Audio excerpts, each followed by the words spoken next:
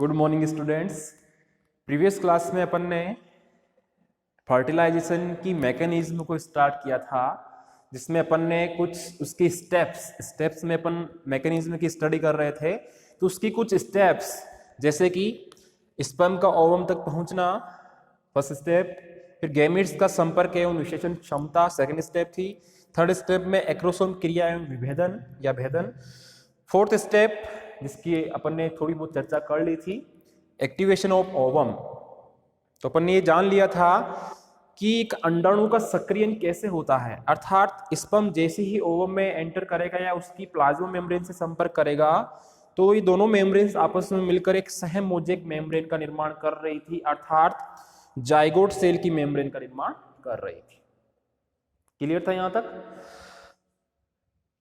एक स्पर्म के ओवम में एंटर करने पर उस ओवम की साइटोप्लाज्म में या कोशिका द्रव्य में जो क्रियाएं अपन को या जो परिवर्तन अपन को देखने को मिलते हैं उन्हें सम्मिलित रूप से, कंबाइंड रूप से ही अंडाणु का सक्रियण या एक्टिवेशन ऑफ ओवम कहा जाता है।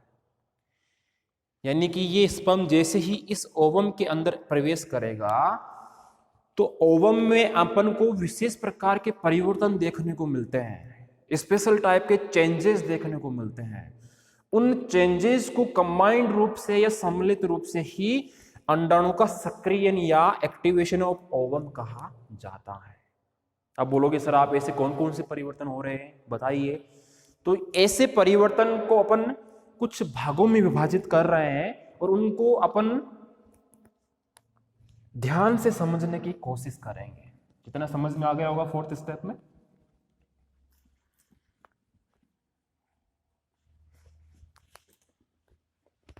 तो फर्स्ट जो परिवर्तन हो रहा है वो है चेंज इन कलर। यानी जैसे ही स्पर्म ओवम की मेम्ब्रेन को भेद कर उसमें एंटर करेगा तब एक ओवम के कलर में परिवर्तन होने लग जाता है और यह धीरे धीरे येलो कलर का होने लग जाता है। यह ओवम धीरे धीरे पीले रंग का होने लगता है। अब पीले रंग में परिवर्तित होने का इसका कारण क्या है कि ओवम के अंदर जो संग्रहित वसा होती है, जो फैट होती है, वह समान रूप से वितरित होना स्टार्ट हो जाती है, जिसके कारण इसका कलर कैसा दिखाई देता है अपन को? पीला, येलो। ऐसा क्यों हुआ? ओवम के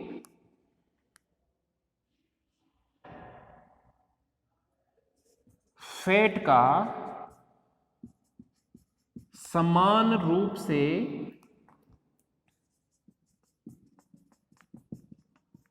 वितरण या डिस्ट्रीब्यूशन इसे बोलेंगे होने के कारण जो फैट होती है एक अंडे के अंदर, एक ओवम के अंदर, वो संग्रहित होती है, वो समान रूप से फैलना स्टार्ट हो जाती है, जिसके कारण इस ओवम का कलर पीला हो जाता है, येलो हो जाता है। तो एक तो ये परिवर्तन देखने को मिलता है।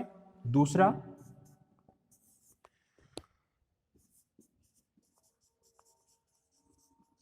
फॉर्मेशन ऑफ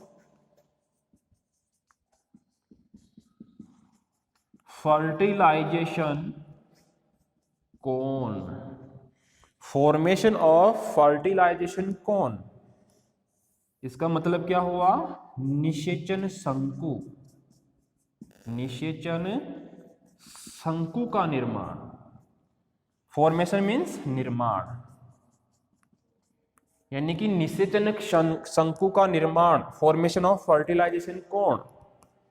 तो ये क्या होता है इसको ध्यान से समझना।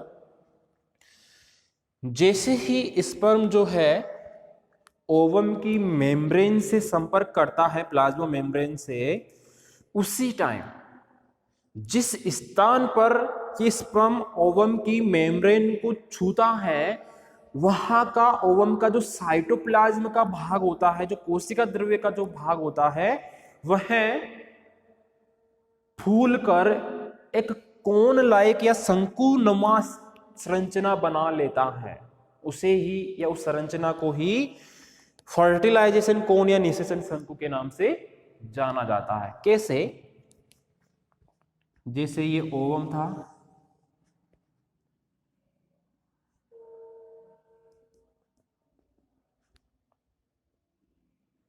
ये इसकी बाहर की मेम्ब्रेन बना रहा हूं मैं, प्राइमरी और सेकेंडरी मेम्ब्रेन्स। इसके अलावा ये इसकी आ गई प्लाज्मा मेम्ब्रेन, और ये इसका न्यूक्लियस। ये तो क्या है?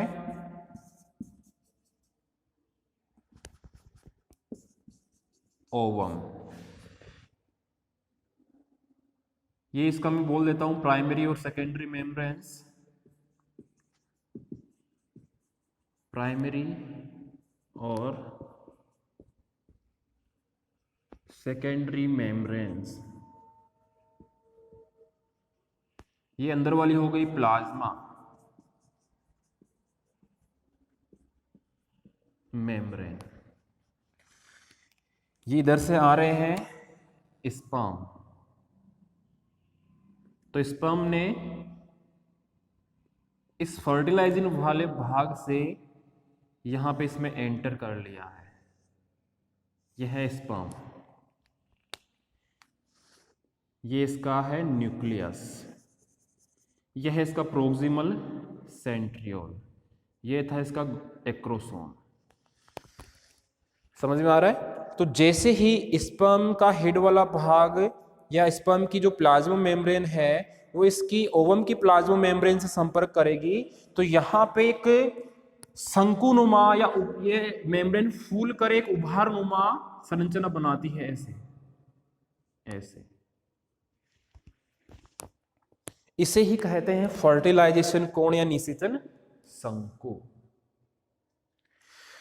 इसी टाइम क्या होता है, अब कई बार ये भी क्वेश्चन पूछ लिया जाता है कि एक ओवम के अंदर स्पर्म का कौन कौन सा भाग जाता है, क्या पूरा का पूरा स्पर्म ही चला जाता है क्या? नहीं, स्पर्म के हेड वाले भाग का एक तो न्यूक्लियस जाएगा, न्यूक्लियस के साथ प्रोक्सिमल सेंट्रियोल यानी समीपस्थ तारक केंद्र और माइटोकॉन्ड्रिया, ये तीन अंगक ही ओवम के अंदर प्रवेश करते हैं। बाकी का ये टेल वाला भाग, पूंछ वाला भाग बाहर ही रह जाता है। तो ये चीज ध्यान रखना। ये प्रोसेस कब हुई? जब ये फर्टिलाइजेशन कोन बना है तब। ये थी अपनी फोर्थ स्टेप जिसमें चल रहे हैं अपन। तो फर्टिलाइजेशन कोन बन चुका है। अब थर्ड नंबर का परिवर्तन कौन सा होगा, ये अपन ने देख लिया है।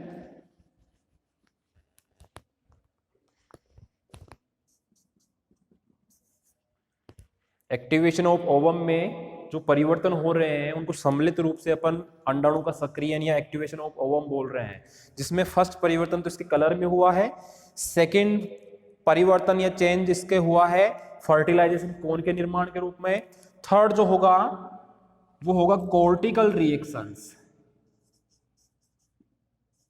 cortical reactions and formation of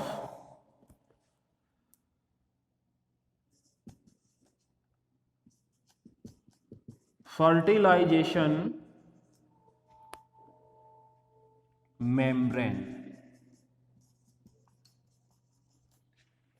यहां पे कोर्टिकल रिएक्शंस का मतलब है वलकुटी क्रियाएं। इसका क्या मतलब है? वलकुटी क्रियाएं। Formation of fertilization membrane, fertilization mean निषेचन, मेम्ब्रेन मीन्स झिल्ली, निषेचन झिल्ली का निर्माण। यानी कि जैसे ही फर्टिलाइजेशन कोन बनेगा, यहां पे ये बन गया, तो इसके तुरंत बाद क्या होगा, या ये कौन बन रहा है उसी टाइम क्या होगा कि इस ओवम के अंदर जो है अनेकों फिजिकल और केमिकल भौतिक और रासायनिक क्रियाएं चल रही होती है। उन भौतिक और रासायनिक क्रियाओं को सम्मिलित रूप से कोर्टिकल रिएक्शंस या वल्कुटी क्रियाएं कहते हैं। यहां से भी क्वेश्चन बन सकता है कि कोर्टिकल रिएक्शंस क्या होती हैं। तो आप क्या बताओगे? जैसे ही फर्टिलाइजेशन कोन का निर्माण होता है ओवम की मेम्ब्रेन में, ओवम के साइटोप्लाज्म में, तो उसी टाइम ओवम के साइटोप्लाज्म में कुछ केमिकल और फिजिकल रिएक्शंस भी हो रही होती है, जिन्हें सम्मिलित रूप से वल्कुटी क्रियाएं या कोर्टिकल रिएक्शंस के नाम से जाना जाता है। इसके साथ ही फर्टिलाइजेशन मेम्ब्रेन जो बनती है वह इस प्लाज्मा मेम्ब्रेन के बाहर की तरफ बनती है। यानी कि मान लो यहां पे बन गई है ऐसे, यानी कि जो प्लाज्मा मेम्ब्रेन है उससे भी बाहर की तरफ, ये प्लाज्मा मेम्ब्रेन थी, इससे बाहर की तरफ यहां पे बन रही है, जो देरी से आने वाले स्पर्म को रोकने का काम करती है। यानी कि ये स्पर्म तो पहले आ गया, जुड़ गया, धीरे धीरे इसके अंदर एंटर कर रहा है, लेकिन इसके जब जस्ट बाद आने वाले स्पर्म भी अगर इसमें एंटर करना चाहते हैं तो ये फर्टिलाइजेशन मेम्ब्रेन उनको बाहर ही रोक देती है, क्योंकि इसको आवश्यकता ही नहीं है अब, क्योंकि एक स्पर्म इसमें एंटर कर चुका है। ठीक है, तो जैसे ही ये वल्कुटी क्रियाएं होगी, स्टार्ट हो जाएगी स्पर्म के भी ये प्रवेश करते ही, तो प्लाज्मा मेम्ब्रेन के बाहर की तरफ फर्टिलाइजेशन मेम्ब्रेन या निषेचन झिल्ली का निर्माण होने लगता है, जो देरी से आने वाले स्पर्म को बाहर ही रोकने का काम करती है, ओवम के अंदर जाने से रोकने का काम करती है। क्लियर है? ये थर्ड टाइप के परिवर्तन देख रहे हैं अपन। एक प्रकार के और होते हैं मेटाबॉलिक एक्टिविटीज, जो उधर लिख लेते हैं अपन।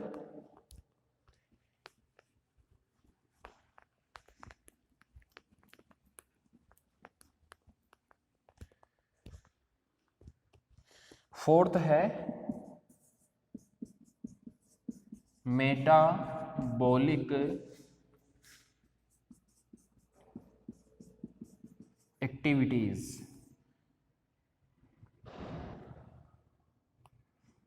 अर्थात उपापचयी क्रियाएं। उपापचयी क्रियाएं, उपापचयी क्रियाएं अपन जानते हैं क्या होती है। कहने का मतलब यह है कि जैसे ही स्पर्म ओवम के अंदर प्रवेश करेगा तो ओवम के साइटोप्लाज्म में या कोशिका द्रव्य में विभिन्न प्रकार की उपापचयी क्रियाएं होने लगती है, या स्पर्म विभिन्न प्रकार की क्रियाओं को प्रेरित कर देता है ओवम के अंदर। वो कौन कौन सी क्रियाएं होगी? यह प्लाज्मा मेम्ब्रेन की सोडियम एवं पोटेशियम आयंस के प्रति पारगम्यता को बढ़ा देता है या बढ़ जाती है। यानी जैसे ही स्पर्म ओवम के अंदर प्रवेश करेगा तो जो ओवम की प्लाज्मा मेम्ब्रेन होती है उसकी पारगम्यता या जिसे बोलते हैं परमिएबिलिटी, वो सोडियम और पोटेशियम आयंस के प्रति बढ़ जाती है। इसके साथ ही प्रोटीन सिंथेसिस की क्रिया भी ओवम के साइटोप्लाज्म में बढ़ जाती है। रेस्पायरेशन जिसे बोलते हैं श्वसन की क्रिया भी इसके साइटोप्लाज्म में बढ़ जाएगी, और डीएनए सिंथेसिस या डीएनए संश्लेषण की क्रिया भी बढ़ जाती है। तो ये मैंने कुछ मेटाबॉलिक एक्टिविटीज के एग्जांपल लिए हैं, जो एक स्पर्म जैसे ही ओवम के साइटोप्लाज्म में प्रवेश कर जाएगा वैसे ही कुछ क्रियाओं को प्रेरित करता है, जिन्हें बोलते हैं उपापचयी क्रियाएं, जिनमें से मैंने आपको कुछ एग्जाम्पल दे दिए हैं। प्रोटीन संश्लेषण बढ़ जाएगा, डीएनए संश्लेषण बढ़ जाएगा, श्वसन की क्रिया बढ़ जाएगी, और सोडियम और पोटेशियम आयंस की जो पारगम्यता है वो प्लाज्मा मेम्ब्रेन के लिए बढ़ जाती है। तो ये कुछ मेटाबॉलिक परिवर्तन भी ओवम के अंदर अपन को देखने को मिलते हैं। तो जितने भी परिवर्तन अपन ने देखे हैं 1, 2, 3 और ये 4, इन चारों को आपस में मिलाकर क्या बोल रहे हैं? एक्टिवेशन ऑफ ओवम, या अंडाणु का सक्रिय होना बोल रहे हैं। जिस अंडाणु में ये चारों प्रकार की क्रियाएं परिवर्तन हो रहे हैं तो वो अंडाणु सक्रिय होगा, एक्टिव होगा। क्यों हुआ? क्योंकि स्पर्म ने प्रवेश कर लिया है अंदर। अब ठीक है, यहां तक बात करते हैं लास्ट स्टेप की, फिफ्थ नंबर की स्टेप है last.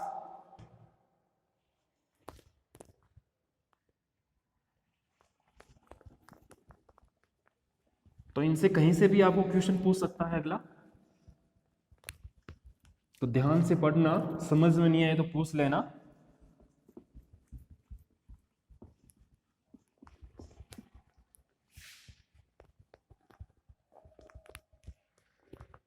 Last step fifth number की,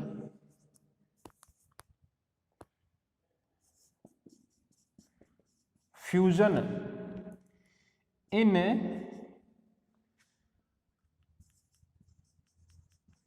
gametic pro nuclei.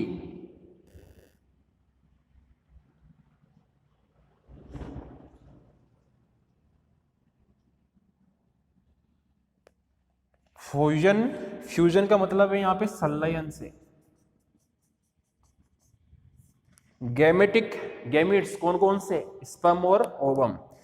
Pro nuclei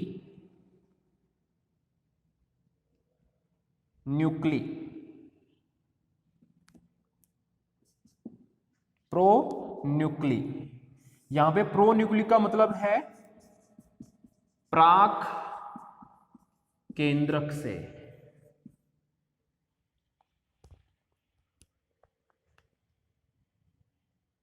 pro nuclei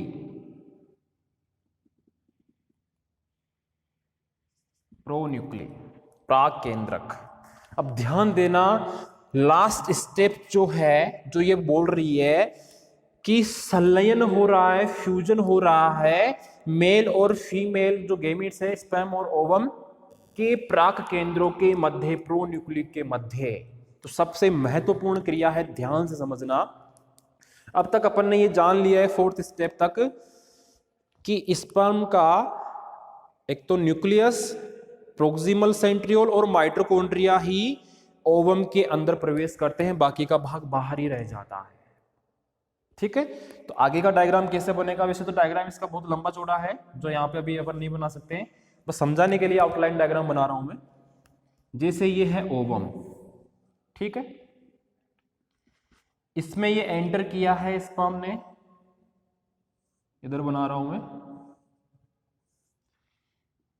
इसका ओनली क्या क्या प्रवेश किया है,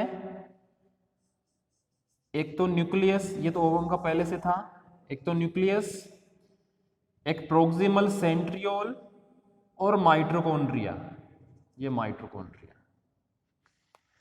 ध्यान से सुनना, फिफ्थ स्टेप पे होता क्या है, जैसे ही स्पर्म ओवम के साइटोप्लाज्म में प्रवेश करता है, इसका न्यूक्लियस, प्रोक्सिमल सेंट्रियोल, माइटोकॉन्ड्रिया, यानी कि इसका न्यूक्लियस आगे की ओर, माइटोकॉन्ड्रिया और प्रोक्सिमल सेंट्रियोल पीछे की ओर होते हैं। लेकिन जैसे ही ये निषेचन शंकु, जो फर्टिलाइजेशन कौन था ना, ये वाला, ये बन रहा था यहाँ पे डॉट डॉट से बता रहा हूं मैं, ये वाला, इससे आगे बढ़ते हैं तो ये 180 डिग्री पे घूम जाएंगे और माइटोकॉन्ड्रिया और प्रोक्सिमल सेंट्रियोल आगे की ओर हो जाएंगे और न्यूक्लियस पीछे की ओर हो जाएगा, यानी कि इससे जस्ट उल्टा क्रम हो जाएगा। नाम लिख देता हूं एक बार में, ये तो है स्पर्म न्यूक्लियस, ये है प्रोक्सिमल सेंट्रियोल। प्रोक्सिमल का मतलब है समीपस्थ कारक केंद्रक, ठीक है, और ये है इसका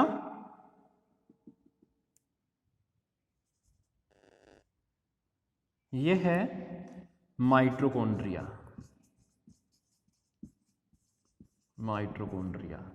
और ये है ओवम न्यूक्लियस,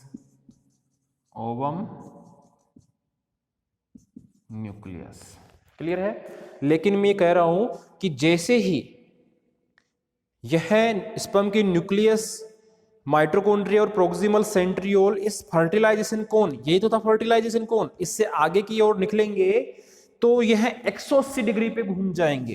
कितने डिग्री पे? 180 डिग्री पे घूम जाएंगे, जिसके कारण जो आगे की ओर था वो पीछे की ओर, जो पीछे की ओर था वो आगे की ओर हो जाएगा। यानी कि माइटोकॉन्ड्रिया और प्रोक्सिमल सेंट्रियोल तो आगे की ओर हो जाएंगे और ये न्यूक्लियस पीछे की ओर हो जाएगा।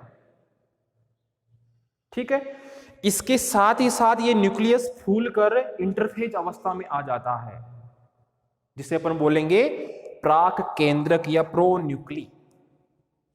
तो नेक्स्ट डायग्राम अपन कैसे बना सकते हैं?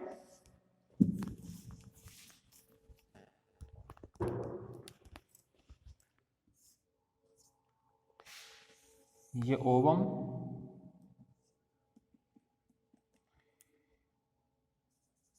ये फीमेल का था, ये माइटोकॉन्ड्रिया, ये प्रोक्सिमल सेंट्रियोल और ये न्यूक्लियस। विपरीत क्रम बना दिया है मैंने। और ये था फर्टिलाइजेशन कोन यहां पे, ये बाहर स्पर्म है ही, ठीक है, जो अब धीरे धीरे नष्ट सा हो जाएगा। 180 डिग्री पे घूमने के कारण ऐसा हो गया है। अब मैंने कहा कि जो इसका न्यूक्लियस है वो फूलकर इंटरफेज अवस्था में आ जाएगा, जिसे अपन बोलेंगे मेल प्रो न्यूक्ली, नर प्राक केंद्रक, जो फ्यूजन स्थल की ओर चला जाता है। जैसे मान लो कि ये फ्यूजन स्थल है, यहां पे ये फ्यूजन स्थल है, यहां पे ये तो फीमेल या ओवम का न्यूक्लियस है एन हेप्लॉइड, और ये स्पर्म का एन हेप्लॉइड प्राक केंद्रक है। ये दोनों इस फ्यूजन स्थल की ओर जाएंगे। तो ये अपन ने मेल प्रो न्यूक्ली की कहानी तो समझ ली है, अब फीमेल प्रो न्यूक्ली की कहानी भी समझेंगे। अब यहां पे अपन देख रहे हैं कि यह ओवम का एन हेप्लॉइड न्यूक्लियस है। इसमें सेकेंडरी मियोसिस डिवीजन होते हैं, मियोसिस सेकेंड, जिसके कारण यह अनेकों वेसल्स यानी कि अनेकों आशय बन जाते हैं, जिन्हें कैरियोमियर्स कहते हैं, जो आपस में मिलकर फीमेल प्रो न्यूक्ली का निर्माण करते हैं। और ये भी फ्यूजन स्थल की ओर जाएगा। ये कौन सा स्थल है? फ्यूजन स्थल। फ्यूजन का मतलब है यहां पे संलयन से, संलयन। तो यहां पे इसमें क्या हुआ? पहले meiosis division, secondary meiosis division हुआ, यानी मियोसिस सेकेंड हुआ, जिसके कारण अनेकों आशय बने, वेसल्स बने। ये वेसल्स को अपन बोल रहे हैं कैरियोमियर्स, कैरियोमियर्स, जो आपस में मिलकर क्या बना रहे हैं? फीमेल प्रो न्यूक्लियस,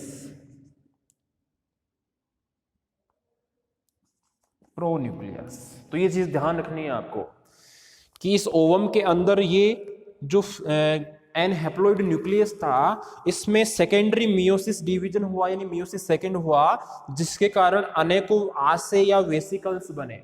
इन वेसिकल्स को या आशय को कैरियोमियर्स के नाम से जाना जाता है, जो आपस में मिलकर फीमेल प्रो न्यूक्लियस या प्राक केंद्र का निर्माण करते हैं। ये वाला, ये pro nucleus, female pro nucleus भी इस फ्यूजन स्थल या संलयन स्थल की ओर चला जाएगा।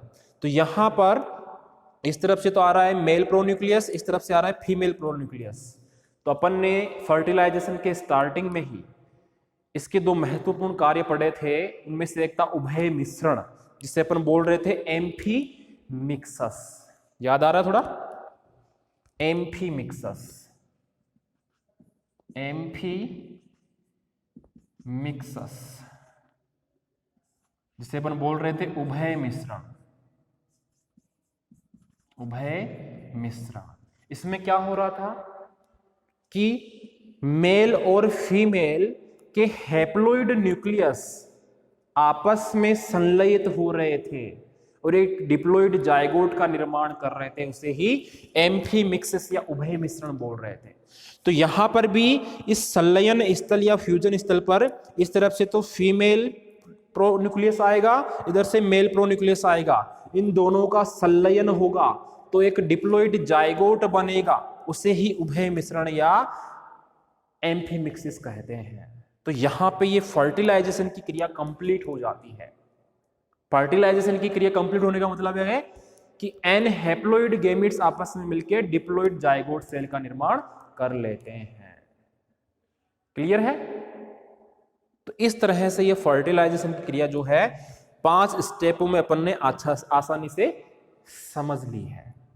इसके कुछ डायग्राम्स मैंने बनाए हैं सिंपल वे में, आपको नोट्स में भी मिल जाएंगे, तो डायग्राम आप वहां से अच्छे से बना लेना। अब इसमें लास्ट में रह जाता है इसका महत्व। मैकेनिज्म या क्रिया विधि तो अपन ने अच्छे से समझ ली है, अब इसका महत्व और देखेंगे अपन कि क्या महत्व है फर्टिलाइजेशन का।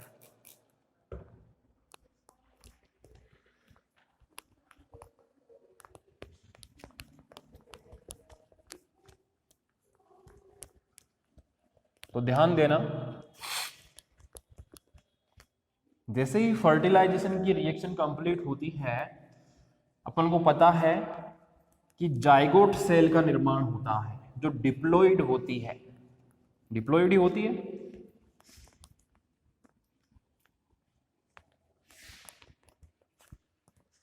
तो नेक्स्ट अपना पॉइंट हो जाएगा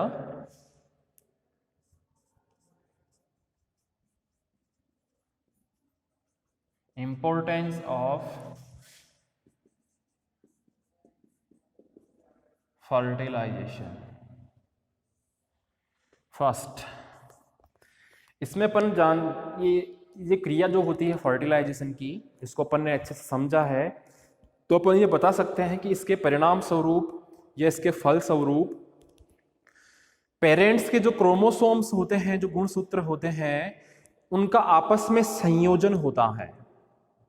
ओवम क्या है? Female part. मेल क्या, स्पर्म क्या है? Male part. तो इन दोनों के जब हैप्लॉइड क्रोमोसोम्स आपस में मिलते हैं तो उभय मिश्रण होता है, तो डिप्लॉइड जाइगोट बनता है। अर्थात माता से कुछ क्रोमोसोम आए, पिता से कुछ क्रोमोसोम आए, तो उनका संयोजन ही तो हो रहा है। तो उस संयोजन से, पेरेंट्स के जो क्रोमोसोम्स हैं उनके संयोजन से जीन्स के नए अपन को रूप देखने को मिलते हैं। अर्थात जो संतति उत्पन्न होगी उनमें अपन कुछ नए प्रकार के लक्षण देखते हैं, वेरिएशन जिन्हें बोलते हैं। तो एक तो ये महत्वपूर्ण इसका महत्व हो गया कि जरूरी नहीं है कि जो बच्चा है वो सेम टू सेम माता के समान हो या पिता के समान हो, यानी कि उसमें कुछ नए लक्षण भी विकसित हो जाते हैं। माता और पिता के समान तो लक्षण दिखते ही हैं, लेकिन कुछ नए लक्षणों का समावेश भी होता है जो फर्टिलाइजेशन के कारण ही संभव हो पाता है। तो एक तो ये महत्व हो गया इसका। दूसरा क्या हो सकता है कि ओवम में जैसे ही स्पर्म एंटर करेगा तो यह अनेक प्रकार के डेवलपमेंट